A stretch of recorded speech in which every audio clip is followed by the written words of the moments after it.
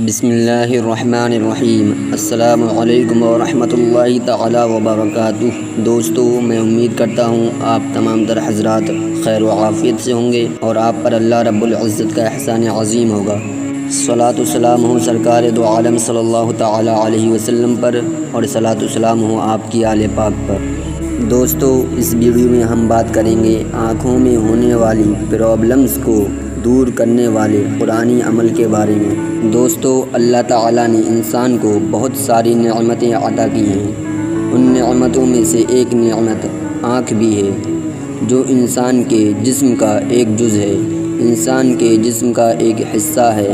آنکھ ایسی عظیم ترین نعمت ہے کہ جس انسان کے پاس نہیں ہوتی ہے، وہ دنیا کی کوئی بھی چھوٹی بڑی چیز دیکھ نہیں سکتا۔ اکثر لوگ آنکھ کی بیماریوں میں مبتلا ہیں۔ بہت سے لوگ ایسے ہیں کہ جن کی آنکھوں میں درد ہونے لگتا ہے، آنکھوں سے پانی نکلتا ہے اور نظر کم ہو جاتی ہے، تو اس کے کارن ان لوگوں کو چشمہ لگانا پڑتا ہے۔ کئی مرتبہ ایسا ہوتا ہے کہ لوگ آنکھوں کا آپریشن کروا لیتے ہیں، لینسز لگوا لیتے ہیں، لیکن بہت سے لوگوں کے ساتھ ایسا بھی ہوتا ہے کہ لینسز کام نہیں کرتے، آنکھوں میں دقت آنے لگتی ہے اور لوگ پریشان ہوتے ہیں۔ اس ویڈیو میں ہم آپ کو ایک ایسے قرآنی عمل کے بارے میں بتائیں گے کہ جس کو اگر آپ یقین کے ساتھ کرو گے تو انشاءاللہ تعالی آپ کو شفا ملے گی۔ اللہ تعالی آپ کو شفا یاب کرے گا اور آپ آنکھ کی تمام تر پریشانیوں سے شفا پا جاؤ گے، اور اللہ تعالی آنکھ کی تمام پرابلم سے آپ کو نجات دے دے گا۔ لیکن دوستو، شرط یہی ہے، اگر کوئی بھی عمل کرو یقین کامل کے ساتھ کرو۔ دوستو، عمل کرنے کا طریقہ کیا ہے، عمل کس وقت کرنا ہے اور کیسے کرنا ہے، اس ویڈیو میں آپ جانیں گے۔ تو دوستو، ویڈیو شروع کرنے سے پہلے میں آپ سے چھوٹی سی گزارش کرنا چاہوں گا کہ اگر آپ ہمارے چینل پر نئے ہیں تو چینل کو سبسکرائب کریں، بیل آئیکن کے بٹن کو پریس کریں تاکہ آنے والی ہر نوٹیفیکیشن سب سے پہلے آپ تک پہنچ جائے۔ اگر ویڈیو پسند آئے تو لائک اور شیئر بھی کر دیں۔ بلا تاخیر ویڈیو شروع۔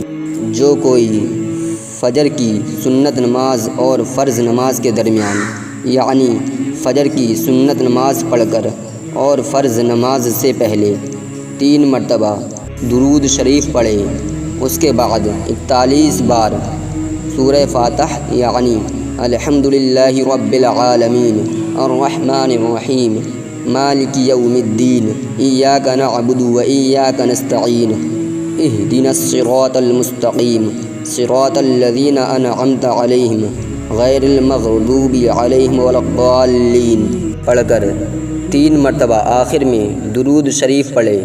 اس کے بعد آنکھ کے درد سے شفا یاب ہونے کے لیے آنکھ پر دم کر لے۔